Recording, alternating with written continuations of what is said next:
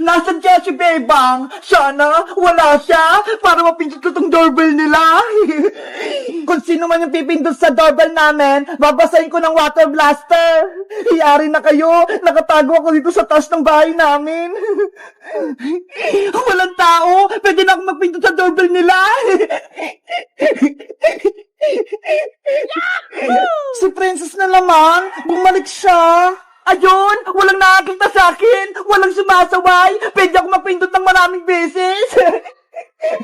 Oh no! Princess, tigilan mo yung doorbell namin, huwag kang pindot na pindot, babasahin kita. Yahoo! Hoy, Bebang, huwag mo akong basahin. Umalis ka kasi dyan, huwag mong paglaruan yung doorbell namin para hindi kita basahin.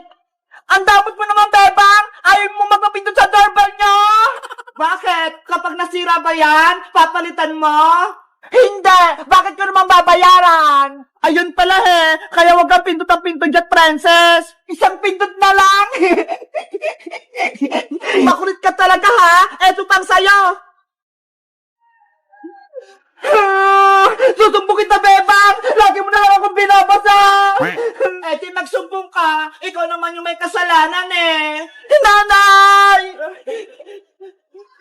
Si Princess, lagi na lang nagsusumbong.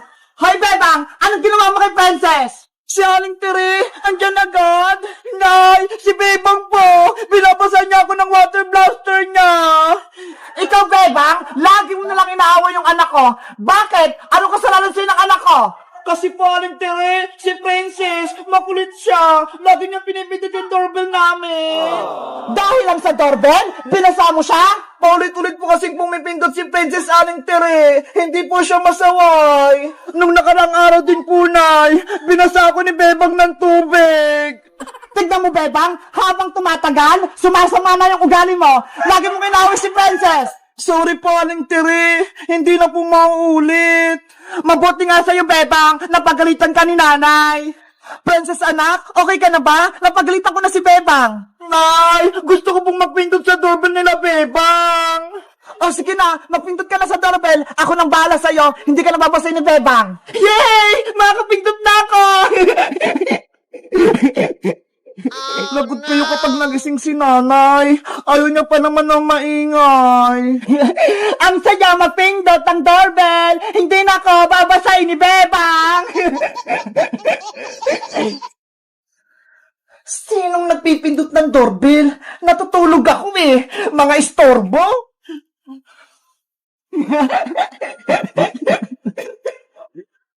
Hoy! Tigilan niyo yan! Yan kayo sa akin! Ako din! Subukan ko magpindot! Kayo pala yung pumipindot sa doorbell namin?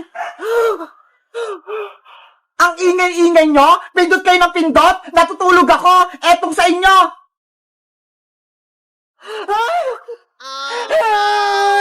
Napasa ako! Nay! Si Alex si Tam! Binusan po ako ng tubig! Maring Princess, umalas kayo dito! Kung hindi, paliliguan ko kayo! Princess anak, takbo na! Galit na si Maring si Tang!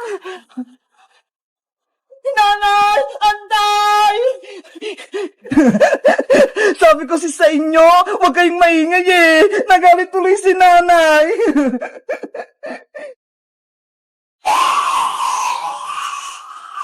Oh no! Princess! Ano nangyayari sa'yo? Bakit ka nagwawala dyan? Princess! Buksan mo yung pinto! Sa wakas, naging halimaw na rin ako. Nanakawin ko na yung mukha ni Bebang patinis ka!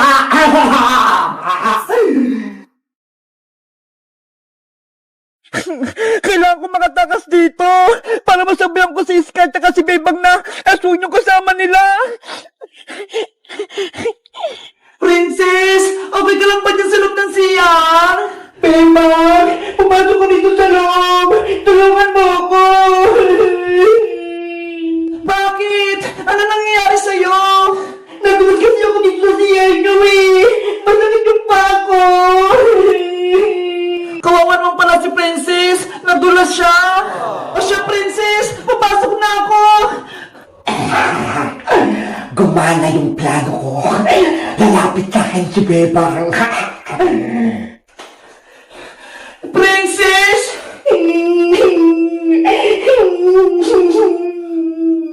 Princess! Okay ka lang ba? Nag-aalala ako sa'yo. Lumapit ka rito. Sige. Isara mo muna ang pinto, Bebang. Kasi natatakot ako eh. Ang arte naman ni Princess, pinasara pa yung pinto.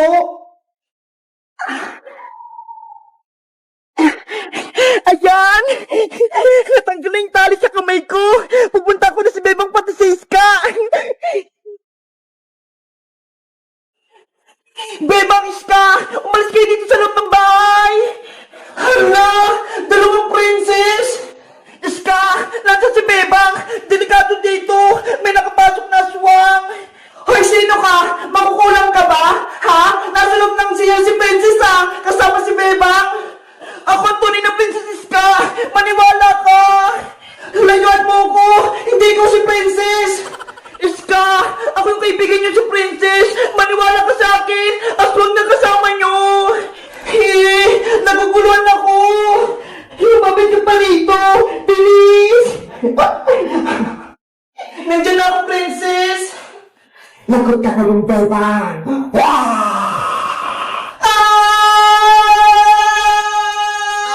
Bebang! Ano nangyari dyan? Si Princess! Isang aswang! Sabi ko sa Iska eh! May nakapasok na aswang dito! Yung matanda na nagpapanggap na ako! Sorry, Princess! Hindi agad ako naniwala sa'yo! Ngayon, ikaw naman ang kukopyain kong mukha, Bebang. Ano pong gagawin niyo sa akin? Kukopyain ko yung mga mukha nyo at pagdating ng alas 12, mawawala na kayo sa mundo. At ako na ang papalit sa katawan nyo. Huwag po! Maawa po kayo! Akin na yung mukha mo, Bebang. Ika! Tulong! Bebang! Princess! Tulungan natin si Bebang! Sige! Bilisan natin! Bebang! Sarado yung pinto, Princess! Hindi ko mabuksan! Paano na yan? Paano na si Bebang? Mapapasakin na yung mukha mo.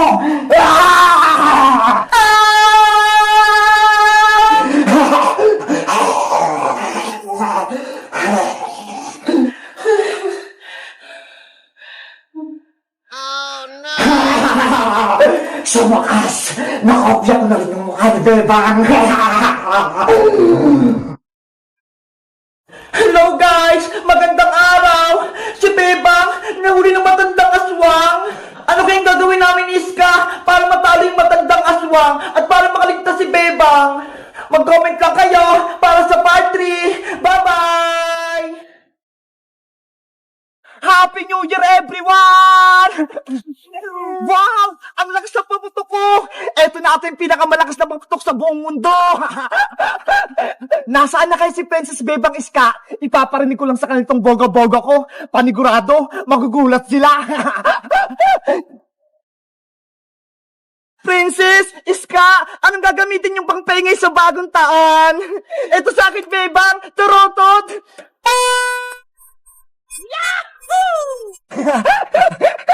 Ano ba yan, Iska? Ang litlit naman niya ng turotot mo, tapos ang hinahina ng tunog. Ikaw ba, Princess? May turotot ka rin ba? Charan! Binigyan ako namin ng mahabang turotot. Pakinggan nyo, ah! Pop! Ay! Ang lakas nga! Ano naman sa'yo, Bebang? May turotot ka rin ba? Wala pa eh. Pero sabi ni nanay, pwede na daw itong mga kaldero. Eto na lang daw yung pampaingay ko. Si Bebang, magkakalimbang na kaldero. Pakinggan nyo ba? Maganda nga! Malakas din yung tunog! Ready na tayo sa pagsalubong ng bagong taon! Panigurado masaya tayo! Year 2024 na bukas! Ang bilis ng panahon! Birthday ko na ulit sa January! Ang saya-saya ko ngayong 2023 dahil marami tayong adventure at sana sa 2024 mas masaya ulit! At sana rin hindi na maggugulo sa atin si Boy yung Butike para lagi tayong masaya! Hoy, Princess Bungenge! Naririnig ko yung pangalan ko Pinag-uusapan niyo ba ako? Hala, Princess! Si Boyong narinig ka! Hay nako! Dumating na naman si Boyong Butike! Patunogin ko na nga lang tong malaki kong parotot para mawala yung malas! Ano? Wala kang parotot na! Ayan ba yung pinagmamalaki mong Princess? Ang hina-hina! Bakit? Malakas ba yung torotot mo? Hindi torotot yung gamit ko, kundi eto. Hala, Boyong, ano yan? Eto ang tinatawag na boga-boga. Uy, Boyong, bawal yung boga-boga na yan Kaya nga, huliin ka ng barangay tanod kapag nakita kang may hawak na boga-boga. Ang daldal nyo, paputukin ko na nga lang to. Boom! Ang lakas-lakas! Ang ingay, Boyong! Masakit sa tinga! Isa pa! Happy New Year! Boyong! Itigil mo na yan! Bawal yung boga-boga! Panis yung mga torotot nyo! Malakas tong boga ko! Parang may naririnig akong boga-boga dun Happy New Year! Hoy, pasaway! Ano yan? Manong tanod! Si Boyong po! Naglalaro ng boga-boga! Huliin niyo po siya! Lagot! May tanod! Alam mo bang bawal magpaputok ng boga-boga? Nakakadisgrasya yan? Hindi po siya sa amin nakikinig, Manong tanod! Sinabihan na nga po namin siya na bawal Akin na yan, Boyong! Kung ayaw mo ipakulong kita! Ayoko pong makulong, Manong tanod! Ito na po! Ibibigay ko na! Sa susunod, huwag ka na maglaro nito Kung hindi, dadalhin na kita sa pulis. Opo. Buti nga sa'yo, Boyong. Wala ka ng boga-boga.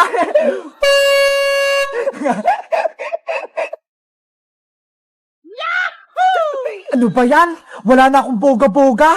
Wala na akong paputok sa New Year. Magtarotot ka na lang kasi, Boyong. Huwag ka nang gumamit ng paputok.